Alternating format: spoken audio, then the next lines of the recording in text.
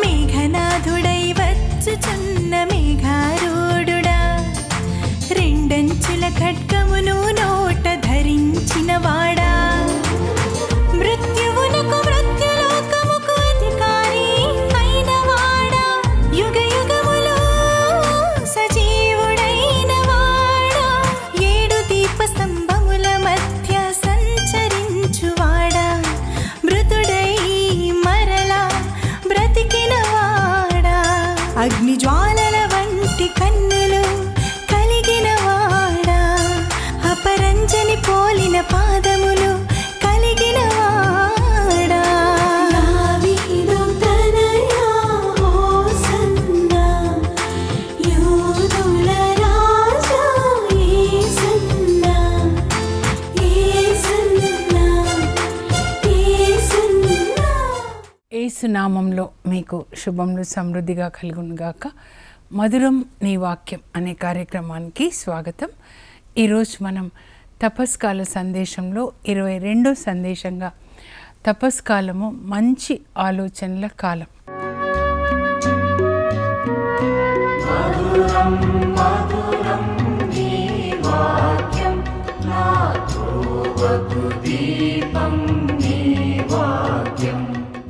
నిన్న కూడా ఇదే మనం ధ్యానించుకున్నాము, ఈరోజు కూడా ఇదే ధ్యానించుకుందాం. ఏంటంటే మంచి ఆలోచనలు ఎవరు కలిగి ఉన్నారు, మరి వాళ్ళు ఎలా దేవునికి ప్రీతికరంగా జీవించారు.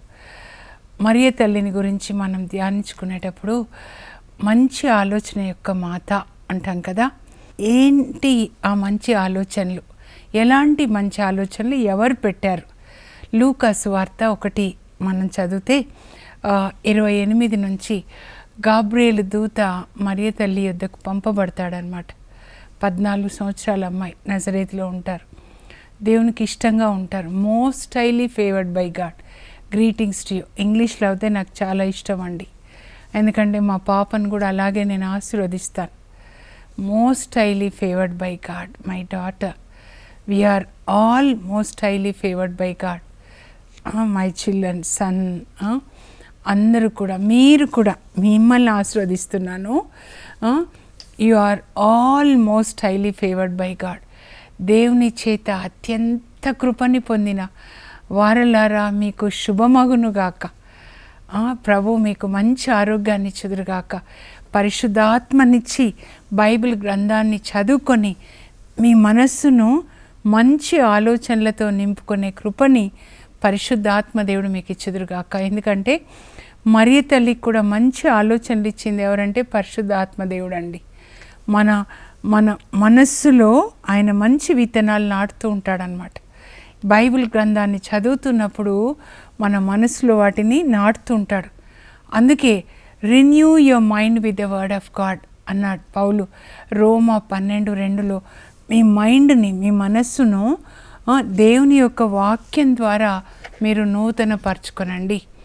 అదే పేతురు కూడా అంటారండి, 1 పేతురు 1:23లో మీరు దేవుని యొక్క వాక్యం ద్వారా నూతన జన్మని పొంది ఉన్నారు. బార్న్ అగైన్ అంటే మరలా జన్మించారనమాట. ఎలా మనం మరలా జన్మిస్తామంట? దేవుని యొక్క వాక్యం ద్వారా. మామూలుగా అయితే శరీరంలో జన్మించాం, అప్పుడు శరీరం ఏం కోరుకుంటుందంటే ఏం ధరించాలి, ఏం తినాలి, ఏం త్రాగాలి, ఏం కొనుక్కోవాలి, కిందవన్నమాట, గొలుసులా, సెల్ ఫోనా, లేకపోతే కారా, ఇల్లా, అవి.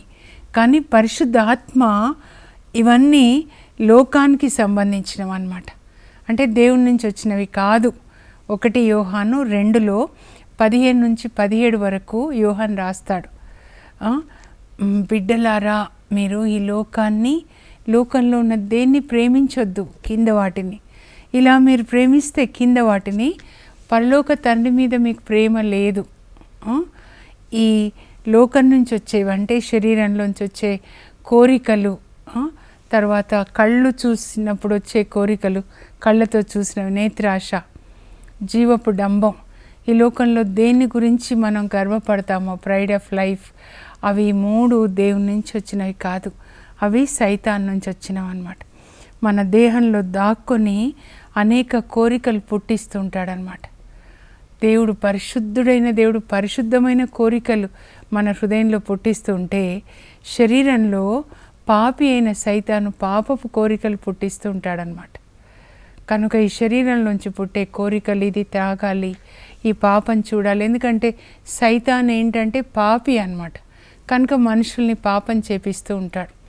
కాబట్టి దేవుడు పరిశుద్ధుడు కనుక మనల్ని పరిశుద్ధతలోనికి తీసుకొని వెళ్ళాలి, తన మహిమలోనికి, తన పరిశుద్ధతలోనికి, తన బిడ్డలుగా మనల్ని సృజించాడు. ఇప్పుడు మనం దూరంగా వెళ్తే అపవిత్రతలోనికి, ఇప్పుడు మళ్ళా తిరిగి పవిత్రతలోనికి రావాలి. ఈ 46 days కూడా ప్రయత్నం అంతా ఏంటంటే, చర్చి ప్రయత్నము, we have to move from worldliness to godliness. ఈ లోకరీత్యా మనం జీవించకూడదు, ఈ లోకంలో ఉన్న ప్రజల్లాగా అది జీవించొద్దు. మనకు ఒకే ఒకరు గురి ఎవరంటే యేసు ప్రభు అన్నమాట. ఆయనని పోలి జీవించాలండి. ఇప్పుడు కొంచెం మరియ తల్లి ఒక్కరిద్దరిని చూద్దామండి. ప్రభు జ్ఞాపకం చేశారు. అప్పుడు మరియ తల్లి దగ్గర గాబ్రియేల్ దూత అంటారు, మరి అనుగ్రహ పరిపూర్ణురాలా నీకు శుభము, ప్రభు నీతో ఉన్నారు, the lord is with you. నువ్వు గర్భం ధరించి కుమారుని కంటావు, ఆయనకి నువ్వు యేసు అని పేరు పెట్టాలి. దేవుడు దావీదు సింహాసనాన్ని అతనికి ఇస్తాడు, ఆయన యాకోబు వంశీలను పరిపాలిస్తాడు, ఆయన రాజ్యం నాకు అంతమే ఉండదు. ఎలా గర్భం ధరిస్తాను నేను పురుషుని ఎరగను కదా. 14 సంవత్సరాల పల్లెటూరి పిల్ల, పరిశుద్ధమైన అమాయకురాలు అన్నమాట. దేవునికి ఇష్టమైన బిడ్డలు అలాంటి వాళ్ళే. బెర్నదత్తమ్మ కానీ, అమ్మ పరిశుద్ధ ఆత్మ నీ పైకి వేయించేసి వస్తారు అని దూత చెప్పగానే పరలోకం నుంచి పరిశుద్ధ ఆత్మ వస్తారు. మహోన్నతుని శక్తి నిన్ను కమ్ముకుంటుంది. అప్పుడు దివ్య రూపధారణ. కనుక పుట్టబోయే శిశువు పవిత్ర శిశువు అని పిలువబడతాడు. పరిశుద్ధ ఆత్మ ఆమె లోపలికి వెళ్ళారు. ప్రభు నీతో ఉన్నారు, వాక్యము ఆత్మ ఆమె గర్భంలో రూపుదిద్దుకుంటారు, యేసు ప్రభులాగా అన్నమాట. దేవునికి అసాధ్యమైనది ఏది లేదమ్మా. చూడు మీ బంధువు ఉన్నారు ఎలిజబెత్ అమ్మ, ఇప్పుడు ఆమె గర్భం ధరించి 6వ మాసం అని చెప్పగానే, నేను ప్రభు దాసురాలను, నీ చిత్తం చొప్పున నాకు జరుగునుగాక. ఇది మొదటి మంచి ఆలోచన అండి. పరిశుద్ధ ఆత్మ వచ్చినప్పుడు, దేవుని స్వరాన్ని వింటున్నప్పుడు, మీరిప్పుడు బైబిల్ చదువుతున్నప్పుడు దేవుని స్వరాన్ని వింటారు, పరిశుద్ధ ఆత్మ మీలోనికి వస్తారు. అప్పుడు మీరేమంటారంటే, నేను ప్రభు దాసురాలను, మీ చిత్తం చొప్పున నాకు జరుగునుగాక. ఇంకా మన సొంత చిత్తం ఉండదండి. మన సొంత చిత్తము సైతాన్ చిత్తం అయిపోతుంది మెల్లమెల్లగా అన్నమాట. చూద్దాం అది కూడా ఎలా జరుగుతుందో. తర్వాత దేవుని చిత్తానికి సమర్పించుకున్నారు, అది మొదటిది. ఇంకా మీ చిత్తమే నెరవేరునుగాక అంటే మన చిత్తం ఎక్కడ ఉంటుందండి? నా పిల్లల జీవితంలో, నా జీవితంలో, నా భర్త జీవితంలో, మా దేశంలో మీ చిత్తమే నెరవేరునుగాక. దివ్యవాణిలో మీ చిత్తమే నెరవేరును, నా జీవితంలో మీ చిత్తం. రేపటి దినాన ప్రభు ఏది నిర్ణయిస్తే అదే జరుగునుగాక. ఎందుకంటే ఆయన చిత్తం బాగుంటుందండి. ఇది మీరు చేయాల్సిన ప్రార్థన. ఇంకా వేరే పెద్ద లిస్ట్ వద్దు, అందరికీ నీ చిత్తమే. ఆ తర్వాత ఇంకొక మంచి ఆలోచన ఏం పెడతారు? ఇప్పుడు ఎలిజబెత్ అమ్మ వాళ్ళ అక్క అవుతుందన్నమాట, అక్క వరుస కజిన్ సిస్టర్. 6వ నెల ఎలా వంట చేసుకుంటారు, ఎలా పని చేసుకుంటారు అని అక్క దగ్గరికి వెళ్ళి అక్కకి సేవ చేయాలి. గబా అమ్మ నాన్న దగ్గర సెలవు తీసుకొని, అమ్మ నేను వెళ్తానమ్మా అక్కకి సేవ చేస్తా అంటే, అలాగే తల్లి అమ్మ నాన్న ఆశీర్వదిస్తారు. సంచిలో బట్టలు పెట్టుకొని పర్వత ప్రాంతం అలా నడుచుకుంటూ, తను కూడా అప్పుడే గర్భం ధరించి వెళ్ళి శుభవచనం చెప్పి, అక్క దేవుడు ఎంత గొప్ప దేవుడు అక్క, నీ గర్భం తెరిచారు, నువ్వెంత ధన్యురాలు అక్క అని శుభవచనం చెప్తూ ఉంటే, అప్పుడు ఆమె కూడా పరిశుద్ధాత్మని పొందుతారు. గర్భంలో ఉన్న బిడ్డ ఆనందంతో గంతులేస్తారు. అప్పుడు ఎలిజబెత్ అమ్మ కూడా పరిశుద్ధాత్మని పొంది, ఎలిజబెత్ అమ్మ కూడా మరియ తల్లిని ఆశీర్వదిస్తారు. స్త్రీలందరిలో నీవు ధన్యురాలు, మీరందరూ ధన్యులు, స్త్రీలందరిలో నీవు ధన్యురాలు. ప్రభు చెప్తున్నారు, నా దేవుని తల్లి నా యొద్దకు వచ్చుట ఎలాగూ ప్రాప్తించాను. నాలో కూడా యేసుప్రభు ఉన్నారండి. అప్పుడు నేను కూడా దేవుని తల్లి అనమాట. యేసుప్రభుని లోకానికి ఇప్పుడు అందిస్తున్నాను కదా. దేవుని తల్లి, దేవుని వాక్యము నెరవేరుతుందని విశ్వసించిన నీవు ధన్యురాలు. దీన్ని ఎప్పుడైనా మీరు ధ్యానించండి. మరియ తల్లి దేవుని యొక్క వాక్యం నెరవేరుతుందని విశ్వసించారు. మనం కూడా విశ్వసిస్తే వాక్యాన్ని జీవిస్తామండి, విధేయిస్తాం. యేసు ప్రభు త్వరలో రాబోతున్నారు. ఈ గ్రంథంలోని ప్రవచనాలు పఠించేవాళ్ళు ధన్యులు, పాటించేవాళ్ళు ధన్యులు. అంటే ఆశీర్వదింపబడతారు. ధన్యులు అంటే ఆశీర్వదించబడతారు. ఇందులో చెప్పినవి దర్శన గ్రంథం ప్రకటన 1:3లో దేవుడు ఏం చెప్తున్నారంటే, ఈ గ్రంథంలో వ్రాయబడిన ప్రవచన సందేశములను పఠించువారు ధన్యులు. మీరు ముందు కళ్ళతో చదవండి, మీరు ధన్యులుగా ఉంటారు. దాన్ని పాటించే వాళ్ళు ధన్యులు, జీవించండి, మీరు ధన్యులుగా ఉంటారనమాట. నాకైతే చాలా వేదన అనిపిస్తుందండి ఈ మధ్య. యవ్వనస్తులు దేవుని యొక్క ఆర్గనైజేషన్స్లో పనిచేస్తున్నారు, కానీ ఒక్క మాట అడిగితే, అయ్యా నీకు ఏదైనా వచ్చా? యవ్వనస్తుడు 25 సంవత్సరాలు ఉంటాయి, ఏదైనా ఒక వాక్యం వచ్చా, ఎప్పుడైనా బైబిల్ చదివావా అంటే, నేను చర్చిలో చదివాను ఆంటీ అంటున్నాను. చర్చిలో అక్కడ రీడింగ్ చదువుతున్నావు, కానీ ఇంట్లో చదువుకున్నావా? అదేం చదువుతామో మనకు తెలీదు. వాళ్ళు ఇచ్చింది మనం చదువుతాం అంతే. నేను కూడా చదివేదాన్ని స్కూల్లో ఉన్నప్పుడు, ఈర్మియా, ఏషియా, కానీ ఏంటో తెలీదు. కరెక్ట్గా చదవాలి, అది అంతే. తెలుగు కరెక్ట్గా ఉండాలన్నమాట. కానీ అలా కాదండి. తల్లులు మీ పిల్లలకి వాక్యం బైబిల్ కొనిచ్చి మీరు కూర్చొని వాక్యం వాళ్ళకి బోధించండి. మీ ప్రక్కలో పడుకోబెట్టుకొని పిల్లలకి చిల్డ్రన్స్ బైబిల్ బొమ్మలతో ఉంటుంది, అది మీ పిల్లలకి చెప్పండి. ఇవి చివరి రోజులు, అపాయకర సమయాలు. మీ పిల్లలకి ఇవ్వవలసింది బైబిల్ గ్రంథమే. తల్లిగా తండ్రిగా మీరు వాళ్ళకి వాక్యాన్ని బోధించాలన్నమాట. మరియ తల్లి వెళ్ళి 3 నెలలు సేవ చేస్తుందండి. అంటే మంచి ఆలోచన కదా. మనం కూడా చెప్తామా, మరియ తల్లి ఎలిజబెత్ అమ్మని సందర్శించడం గురించి ధ్యానించుదాంగాక. ధ్యానించిన తర్వాత ఏం చేయాలి? మీరు అలా జీవించాలన్నమాట. ఈ 40 దినాల్లో చెప్తుంటారు రోజు ఒక్కొక్కరి ఇంట్లో ప్రేయర్ అని.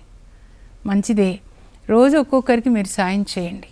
వృద్ధులకి, రోగులకి, అనాథలకి అన్నం పెట్టండి, మీ బట్టలు ఇవ్వండి. ఇంట్లో అనవసరమైన వస్తువులు ఎన్నో ఉంటాయి, అవి పేదవాళ్ళకి ఇవ్వండి. సమాధులు అయితే పెట్టుకోలేం కదా, అవి తర్వాత పనికిరావు కూడా. కానీ పేదలకి ఇస్తే ప్రభు మనల్ని ఆశీర్వదిస్తారండి. 41వ కీర్తనలో ప్రభు చెప్తారు, పేదలను ఆదరించువాడు ధన్యుడు. అతడు రోగిగా ఉన్నప్పుడు దేవుడు అతన్ని జ్ఞాపకం చేసుకొని అతనికి స్వస్థత ఇస్తారంట. సో మంచి ఆలోచనలు మరియ తల్లి చూడండి. దేవుని చిత్తం తను సమర్పించుకోవాలని ఒక ఆలోచన దేవుడు పెట్టాడు. పరిశుద్ధాత్మ ఆమెలోనికి వచ్చినప్పుడు అనమాట. వెళ్ళి అక్కకి సేవ చేయాలి 3 నెలలు బాబు పుట్టే వరకు అనమాట. మనం కూడా సేవ చేయాలి. తన గర్భంలో యేసుప్రభు రూపుదిద్దుకుంటున్నప్పుడే మరి ఆ తల్లి సేవ చేసిందనమాట. ఆ తర్వాత కానాపల్లి పెళ్లిలో ద్రాక్షరసం అయిపోయినప్పుడు యేసుప్రభు దగ్గర వెళ్ళి విజ్ఞాపన చేస్తారు, అయ్యా వాళ్ళకి ద్రాక్షరసం అయిపోయింది, పెళ్లిలో పరువు పోతుందయ్యా, ప్రభు అద్భుతం చేసేలాగా అనమాట. మంచి ఆలోచన కదా. పెళ్ళికి వెళ్ళిన వాళ్ళు అందరూ తింటారు కదా, లేకపోతే అయిపోయింది అనుకోండి, పెళ్ళికి పిలిచారు సరిగా అన్నం పెట్టలేదు అంటారు. కానీ మరియ తల్లి చూడండి, ఆ తర్వాత ఆయన చెప్పినట్లు చేయండి. ఎంత మంచి మాట దేవుడు చెప్పారు. అమ్మ లోకానికి నువ్వు ఇదొక్క సందేశం చెప్పు, చిన్నది. యేసుప్రభు ఏం చెప్పాడో అది మీరు చెయ్యండి. తర్వాత అపోస్తులు పరిశుద్ధ ఆత్మని పొందడానికి అపోస్తుల కార్యాలు 1:14లో ఆ తల్లి కూడా ఇంకా కొంతమంది స్త్రీలు అందరూ కలిసి పరిశుద్ధ ఆత్మని పొందాలి. పొంది వీళ్ళు నా కుమారుడు ప్రారంభించిన ఈ సువార్త సేవ పరిచర్య కొనసాగించాలని పరిశుద్ధ ఆత్మని పొందడానికి ప్రార్థన చేస్తున్నారు. మనం కూడా పరిశుద్ధ ఆత్మని పొందాలి. అలా పరలోకంలో మన కొరకు ప్రార్థిస్తుండొచ్చు. పరిశుద్ధ ఆత్మని పొందినప్పుడే మనం బైబిల్ గ్రంథాన్ని చదవగలుగుతాం. ఈ కళ్ళతో ఎప్పుడు సైతానిదో పాపమే చూపిస్తుంటాడు, కానీ ఆత్మ కన్నులతో పరిశుద్ధ ఆత్మదేవుడు మనకి యేసుప్రభుని బైబిల్ గ్రంథంలో యేసుప్రభుని చూపిస్తాడండి. మనం చూడాలి, పరలోకాన్ని చూడాలి, యేసుప్రభుని తండ్రి దేవుణ్ణి మనం చూడాలి. నేను ప్రకటన గ్రంథం 4వ అధ్యాయం ధ్యానించుకుంటూ ఉంటాను పడుకున్నప్పుడు. సింహాసనాసీనుడైనాడు ఆయన తండ్రి దేవుడు. ఆయనకి ఇరువైపులా 24 పెద్దలు, 4 జీవులు, సింహాసనానికి 4 దిక్కుల, పైన ఇంద్రధనస్సు, ఆయన ఎదుట 7 సప్తాత్మలు అన్నమాట. ఈ 24 పెద్దలు వాళ్ళ కిరీటాల్ని యేసు ప్రభు తండ్రి దేవుని ఎదుట ఉంచి వాళ్ళు సాష్టాంగపడి ఆయనను ఆరాధిస్తూ ఉన్నారు. కోట్ల కొలది దూతలు ఆరాధిస్తూ ఉన్నారు. ప్రభువా, నేను కూడా నేను ఆరాధించాలి. అలా ఆలోచనల నిండా అదే ఉంటుందండి. ఇంకా అలా అలా అలా యేసు ప్రభు తండ్రి దేవుని చేతిలోంచి గ్రంథాన్ని తీసుకుంటాడు, తీర్పు గ్రంథాన్ని. అప్పుడు ఆ గ్రంథంలో 7 ముద్రలు అన్నమాట. ఒక్కొక్కటి విప్పుతూ ఉంటాడు. ఆ విప్పినప్పుడు ఏం జరుగుతుంది అలా ధ్యానించుకుంటూ మన ఆలోచనల నిండా దేవుడే ఉండాలండి. అలా అన్నమాట. అలాగే మీరు యోబుని చూసినట్లయితే యోబు అనగానే మీకేం గుర్తొస్తుందండి? ధర్మాత్ముడండి యోబు. ఆయన ధర్మంని చొక్కాగా తలపాగగా ధరించాడు. నాలుకతో అబద్ధం చెప్పొద్దు, ఒక మంచి ఆలోచన అన్నమాట దేవుడు పెట్టాడు. సత్యం పలకండి అని మీకు ఒక ఆలోచన పెట్టి దాన్ని నిర్ణయం మీరు తీసుకున్నారంటే అది దేవుడు పెట్టిన నిర్ణయం అన్నమాట. కళ్ళతో పరాయి స్త్రీని కామదృష్టితో చూడొద్దు, అది ఆయన తీసుకున్న నిర్ణయం. దేవుడు మన మనసులో ఆలోచనలు పెడతాడండి. పరిశుద్ధమైన ఆలోచనలన్నీ దేవుడి నుంచి వచ్చినవి. పాపానికి సంబంధించినవన్నీ సైతాన్ నుంచి వచ్చినవి. దేవుడు ఏం చెప్తే దానికి వ్యతిరేకమైనవి అన్నమాట ఆలోచనలు పెడుతూ ఉంటాడు. మనం ఒకసారి చూద్దామండి. ఆది గ్రంథంలోకి వెళ్ళినప్పుడు దేవుడు మరి ఆదికాండం 2వ అధ్యాయంలో ఏదెను తోట, ఆయన ఏదెను తోటను వేస్తాడండి వాళ్ళ కొరకు, ఆదాము అవ్వ కోసం అన్నమాట. అన్ని రకరకాల పండ్లనిచ్చే వృక్షాలు అన్నిటినీ ఆయన ఆ ఏదెను తోటను వేసి అప్పుడు ఆదాము అవ్వలు ఇదిగో ఈ తోటలు అన్నీ తినొచ్చు, కానీ ఈ జ్ఞానంనిచ్చే చెట్టు పండు మాత్రం తినకూడదు అని దేవుడు చెప్పాడండి. అప్పుడు ఆ తర్వాత చూడండి 3వ అధ్యాయంలో సైతాను ఏదెను తోటలోనికి వచ్చి హలో హలో అవ్వతో మాట్లాడుతున్నాడు. అంటే అప్పుడు ఆమె ఒక్కతే ఉందన్నమాట. నేను అనుకుంటాను చెట్లకి నీళ్ళు పోస్తుందేమో, ఏమయ్యా నేను ఈ చెట్లకు పోస్తాను, నువ్వు అక్కడ పోయాను ఆదంతో చెప్పు ఉంటుందన్నమాట. నీళ్ళు పోస్తుంటే ఆ చెట్టుకి పాము ఉంటే పాములోకి వెళ్ళిపోతాడు సైతాన్ ఆత్మ. హలో హలో అని మాట్లాడి ఉంటాడు. ఏంటి దేవుడు ఈ తోటలో ఏ చెట్టు పండు తినొద్దన్నాడంట, నిజమేనా? లేదు లేదు, అన్నీ తినొచ్చు, ఒక్క ఈ జ్ఞానంనిచ్చే చెట్టు పండు మాత్రం తినకూడదు, అది తింటే మేము చనిపోతామని చెప్పాడు. కాదు కాదు, తింటే మీరు చనిపోరు, తింటే మీకు కనువిప్పు కలిగి మీరు దేవుళ్ళలాగా అవుతారు అని చెప్తే అప్పుడు ఆమె ఆ చెట్టు పండు వైపు చూస్తుందన్నమాట.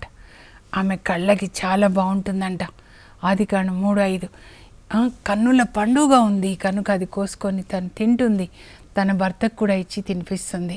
అప్పుడు ఏం జరుగుతుందంటే వాళ్ళ చుట్టూ ఆవరించున్న మహిమ వాళ్ళని విడిచిపెట్టి వెళ్ళిపోతుందండి. దేవుడు తన పోలికగా మనల్ని సృజించాడు.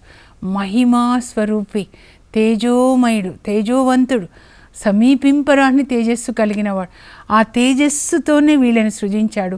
కానీ వాళ్ళు దేవుని మాటని విధేయించకుండా అవిధేయించి మరి సైతాన్కి లోబడినప్పుడు ఆ మహిమ వాళ్ళని విడిచిపెట్టి వెళ్ళిపోతుందన్నమాట.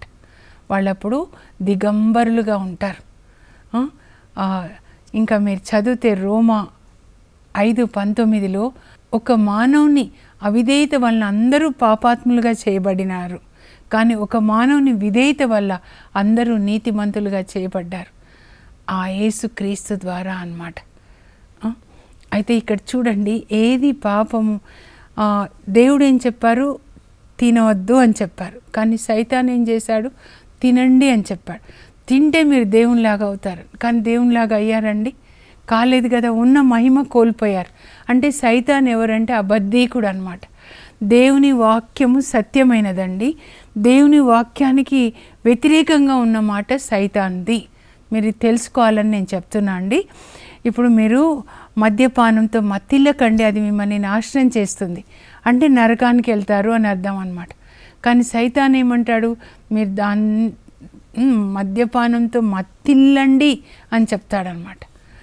మీకు ధనాశ వద్దు, ఈ లోకాన్ని మీరు ప్రేమించొద్దు, మీ శరీరాన్ని ప్రేమించొద్దు అంటే ధనాన్ని ప్రేమించేలాగా చేస్తాడు.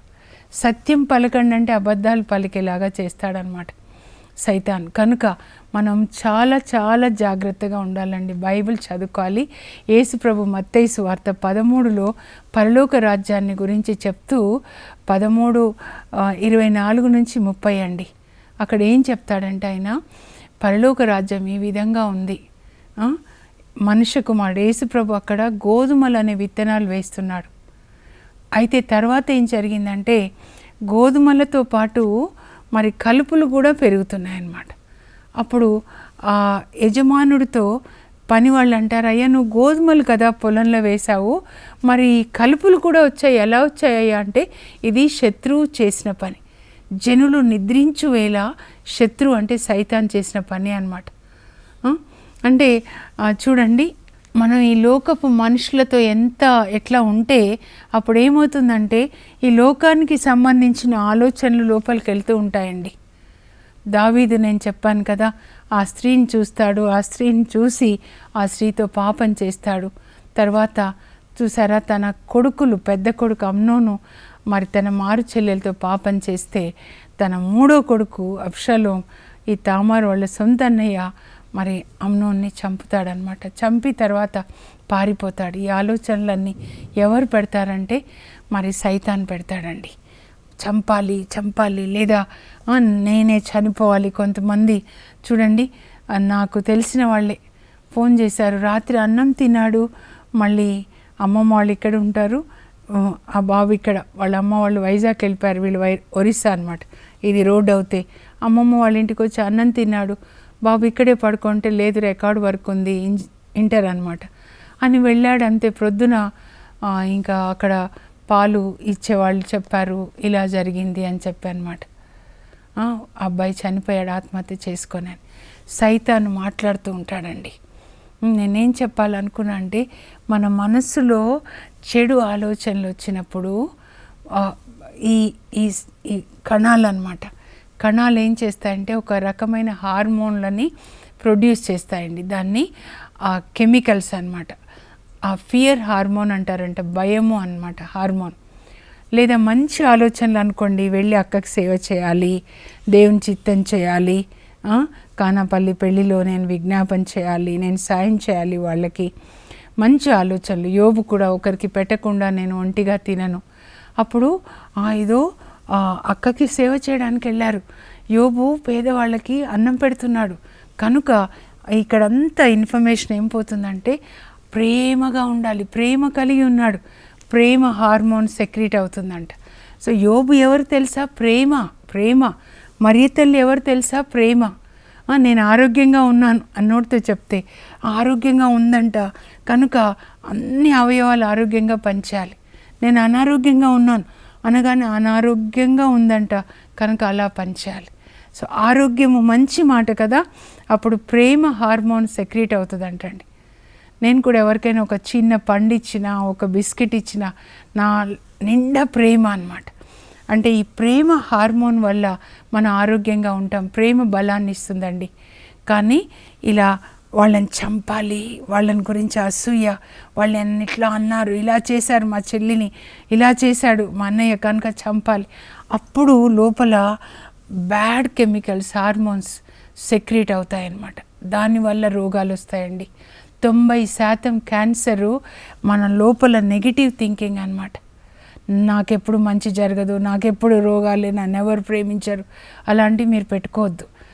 పాజిటివ్గా యేసు ప్రభు నన్ను ప్రేమిస్తున్నాను నేను చెప్పుకుంటానండి. I'm special to my Jesus, I'm precious to my Jesus. నన్ను ఎప్పుడు ఆయన తలగానే ఉంచుతాడు.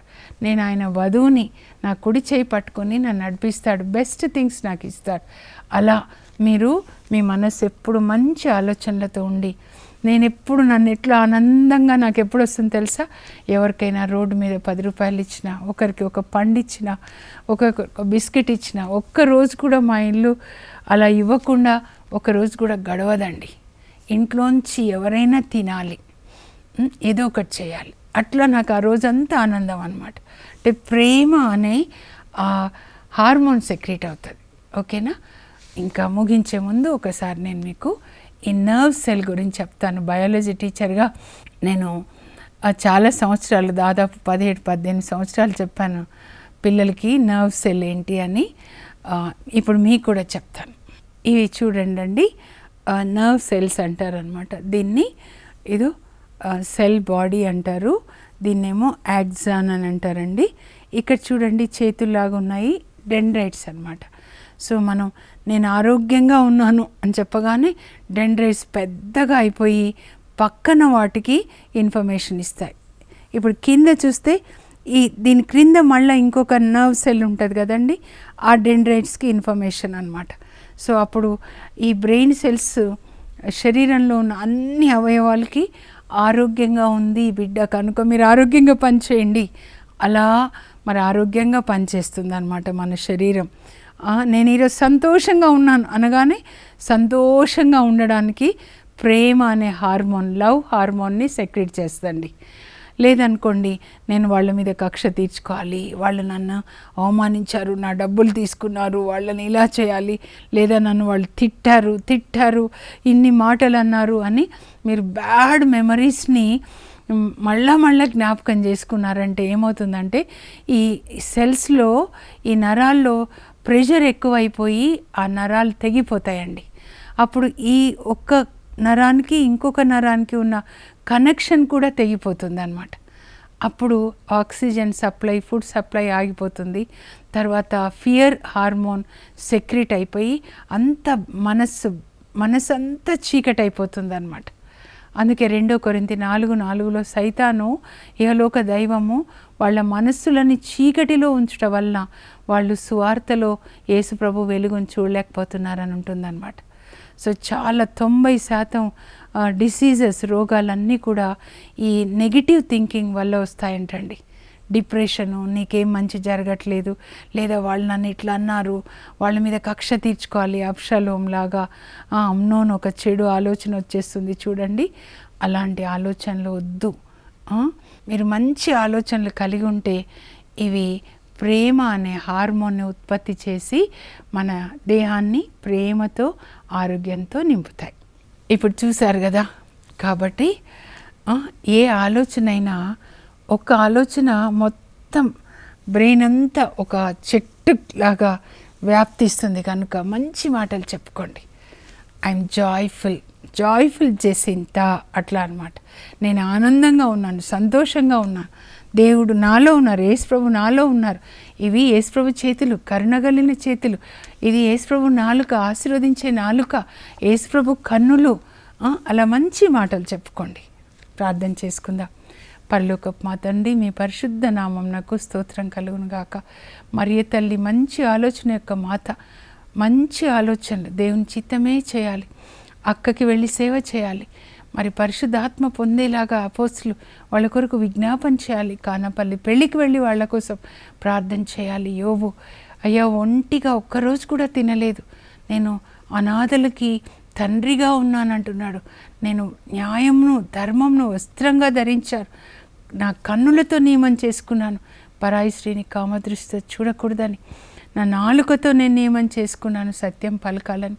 అలాంటి మంచి ఆలోచనలు మాలో రావాలంటే ప్రభా మేము బైబిల్ గ్రంథాన్ని చదవాలి తండ్రి. ఆ గ్రంథంలో రాయబడినట్లుగా యోబులాగా, మరియ తల్లిలాగా, మీలాగా ప్రభా, అబ్రహాం లాగానైనా అయ్యా, మరి బర్నబా ఆస్తంతా పేదలకి ఇచ్చారు, తబిత అయ్యా తను అక్కడ ఉన్నటువంటి విధవరాళ్ళకి యోపాలు, చొక్కాలు కొట్టి ఇస్తూ ఉంది. అందరూ మంచి చేస్తున్నారు, మేము కూడా అందరికీ మంచి చేసేటట్లుగా మా యొక్క మైండ్ నిండా మంచి ప్రేమ ఆలోచనలతో నింపమని అడుగుతున్నాం. ఈ బిడ్డలందరినీ మంచి ఆలోచనలతో నింపండి ప్రభా. మీరు వాళ్ళని ప్రేమిస్తున్నారు, వాళ్ళు అమూల్యమైన బిడ్డలు, మీకు శాశ్వతమైన ప్రేమతో ప్రేమిస్తున్నారు, మీరు వాళ్ళ కొరకు ప్రాణం, రక్తాన్ని ఇచ్చారు ప్రభా. అయ్యా, ఈ బిడ్డల్ని మంచి ఆలోచనలతో నింపమని, ఇతరులకి సేవ చేసే బిడ్డలుగా, సహాయం చేసే బిడ్డలుగా, అన్నం పెట్టే బిడ్డలుగా ప్రభా బిడ్డల్ని ఆశీర్వదించండి. యేసు నామంలో అడుగుచున్నాం తండ్రి, ఆమెన్. పరిశుద్ధ ఆత్మదేవుడు మంచి ఆలోచనలతో మిమ్మల్ని నింపి యేసు ప్రభులాగా అందరికీ మంచి చేసే బిడ్డలుగా అభిషేకించునుగాక. God bless you. Have a blessed day. For information, please contact us. Our address, Mrs. Jacinta Rani, 214 Pavani Estates, near St. Anthony's High School, Himayat Nagar, street number 8, Hyderabad 29. మంచు జల్లు, ఇది మహిమ జల్లు, మంచు జల్లు.